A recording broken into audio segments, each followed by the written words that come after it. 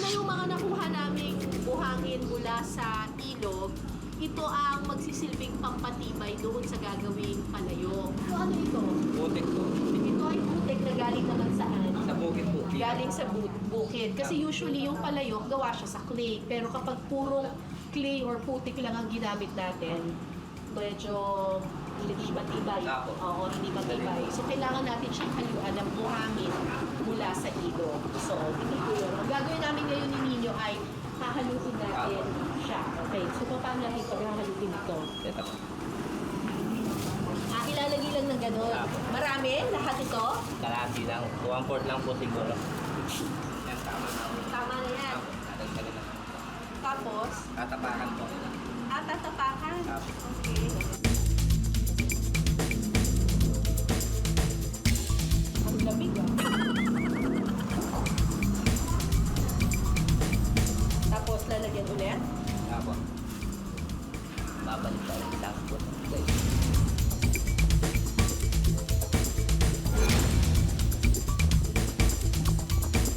So, ang gusto nating consistency dito ay yung talagang parang putik na siya. Yung talagang hindi mo na nararamdaman sa paa mo yung grains, yung mga butil-butil ng buhangin. Talagang na-incorporate na siya ng gusto. Malagkit lang talaga siya, no? Tapos. So, ito na ngayon yung na-mix natin. Pwede na ngayon itong i-molde para maging palayok. Sa Barangay Gatbuka sa bayan ng Kalumpit, Bulacan, itinuturing na ring alamat ang isa sa mga natitira at pinakamatandang gumagawa ng palayok sa kanilang lugar. Po si Carmelita Baluyot, 68 years na akong gumagawa ng palayok. Kung may makapagpapatunay ngang masarap ang pagkaing niluluto sa palayok, si Nanay Lita ang buhay na saksi rito. Yan po nung una po, palayok po ang ginagamit namin. Sa pagkain sa kanin, pagluto ng ulam, ginagamit po namin palayok. Masarap po yung luto sa palayok. Siyempre po, masaya naman po kung para libangan ko na rin po yan. Ako na lang po ang gumagawa ng palayok eh. Game! Ready na po ako para sa inyong palayok masterclass! So, bata pa lang po kayo? Gumagawa na po kayo ng palayok? 8 taon po. Ha? 8 taon. 8 taong gulang pa lang. Tumulong na ako sa magulang. Natuto kayo sa magulang. Simulan na ang paghulma. Gagawin na talagang palayok. Opo. Hindi ako magaling.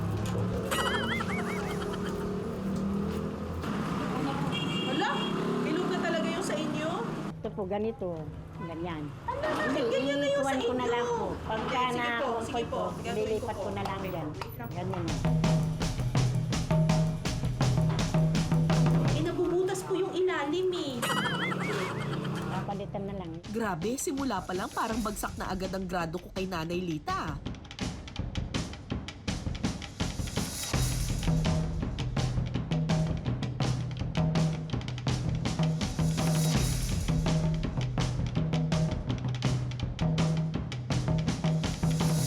Oh, ano? Ganda!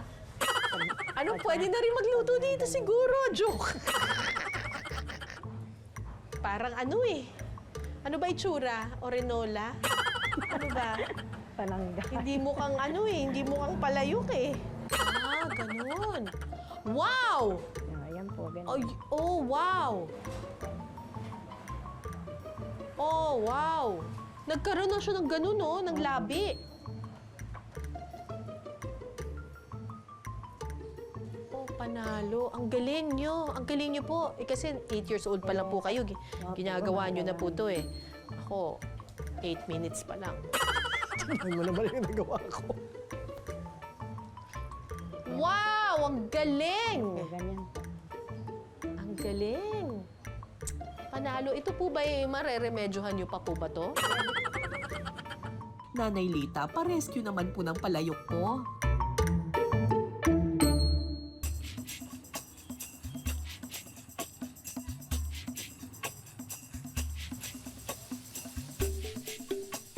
Wow! Akalain mo. Diba? Yung itsura ng gawa ko kanina, gumanda na. Okay, gawin na po natin yung ano. Lagyan natin ng labi. Opo. Okay. Tama po. Opo. Tapos dito naman po. Medyo nilip. Ulit. Akin na po. Ulitin ko ulit dito. Hindi, bagya lang po ganyan. Dito naman sa loob. Dito, ganyan. Pasok ninyo. Ay, meron po isang basahan dyan. Wait lang po. Nahubog na ninyo. Humuhubog na ba? Opo.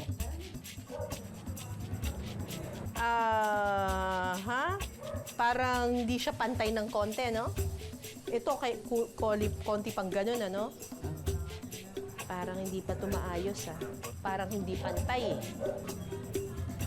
Okay na! Okay na. Ang liit.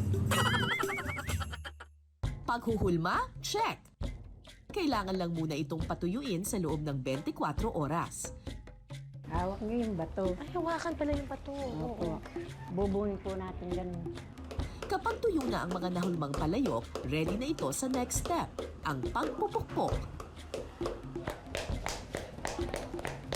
Ba't sa kanya may sound? Sa akin wala. Hala, ay. Hanggang sa bubuin ko ito. Hala, nalagyan ng ano. Ginagawa ang pagpupukpok para mahulma sa hugis palayok ang mga molde. Bukod dito, mas magiging makinis din ang labas na bahagi ng palayok.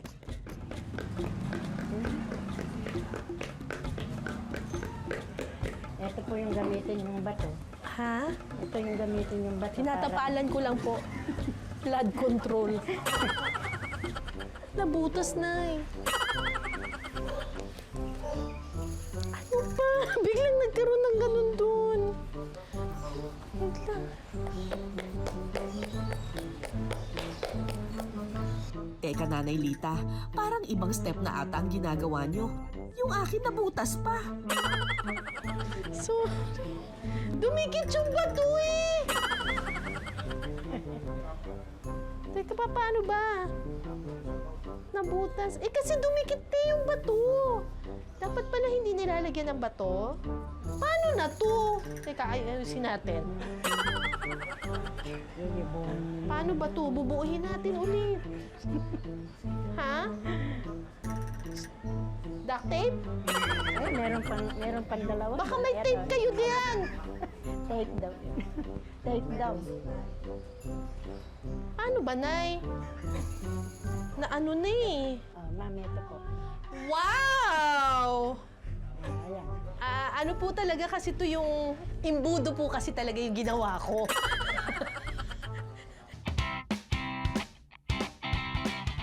At heto na ang aming nahulma at napukpok na mga palayok. Ang mga nahulmang palayok muling patutuyuin sa loob ng 3 hanggang 5 araw. Ang huling proseso, pagluluto sa pugon. Sa paraang ito, mas pinatitibay pa ang mga palayok. Pagkatapos ng mahaba at mabusising proseso, pwede nang gamitin sa kusina ang mga palayok.